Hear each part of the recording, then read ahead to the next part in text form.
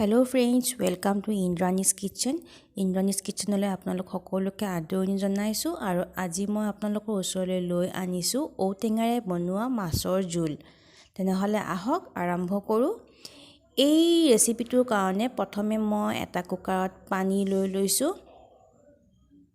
আৰু ইয়াতেই মই ঔটেঙাৰ পিচবোৰ বইল কৰি ল'ম। ঔটেঙাৰ পিচবোৰ মই সৰুকৈ কাটি লৈছোঁ। এতিয়া এইখিনি মই দুটা হুইচেল দি কিনে সিজাই ল'ম। এইখিনি সিজি উঠা মানে মই আনফালে মাছখিনি ভাজি ল'ম। কেৰাহীখনত মই তেল দি লৈছোঁ।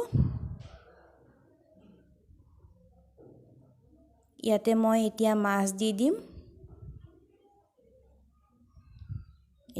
ভাঙোন মাছ মই দুবিধ মাছ লৈছোঁ। ঘৰত যিহেতু দুবিধ মাছ আছিলেই, মই সেই হিচাপেই ভাঙোন আৰু শ'ল মাছ লৈ লৈছোঁ।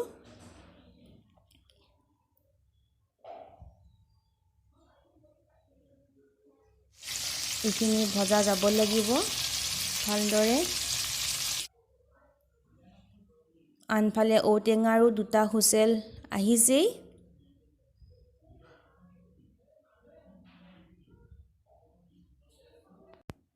মাছখিনিও ভজা হৈয়ে গৈছে। মই এখন প্লেটত উলিয়াই লৈছোঁ।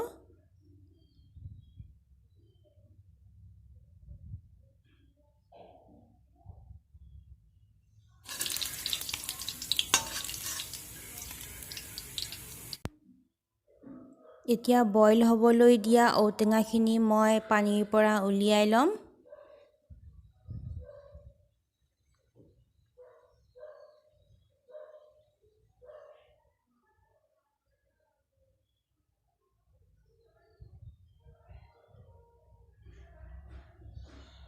এইখিনি অলপমান ঠাণ্ডা হোৱাৰ পিছত মই হাতেৰে অকণকৈ হেঁচি দিম, যাতে ঔটেঙাৰ ৰসটো আৰু ভালদৰে ওলাই যায়, তেতিয়াহে আঞ্জাখনৰো সোৱাদ এটা আহে।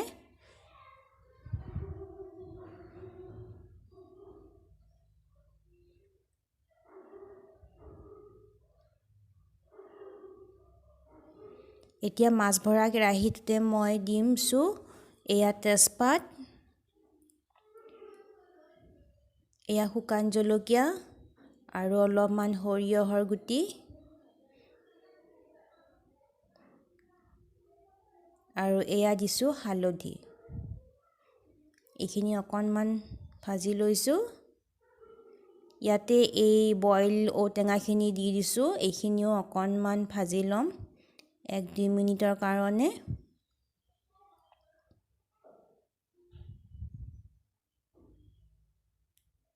এতিয়া ইয়াতে ঔটেঙা বইল কৰা পানীখিনি দি দিছোঁ।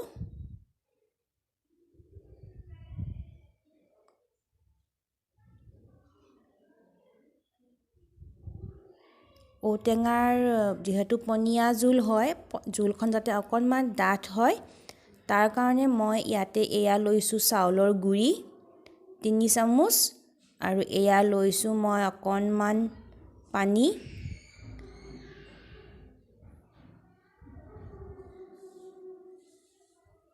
এইখিনি অকণ ভালদৰে গুলি ল'ব লাগিব।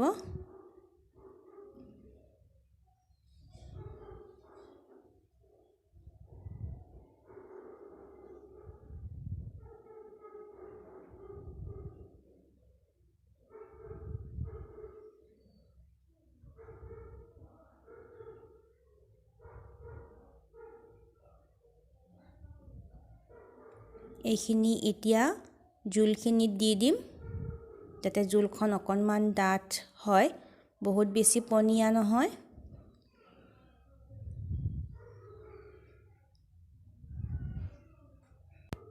এতিয়া ইয়াতে মই সোৱাদ অনুসৰি দিছোঁ নিমখ।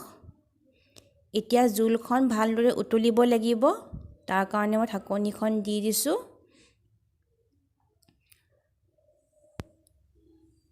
10 মিনিট পিছত আঞ্জাখন ধুনীয়াকৈ উতল আহিছেই। দেখিছে আপোনালোকে উতলি আছে। এতিয়া ইয়াতে মই ভাজি থোৱা মাছখিনি দি দিম।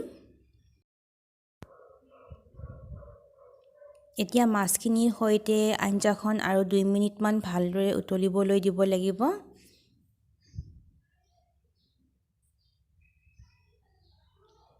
এয়া 2 মিনিট পিছত ঔটেঙাৰে বনোৱা মাছৰ আঞ্জা ৰেডি হৈ গৈছে।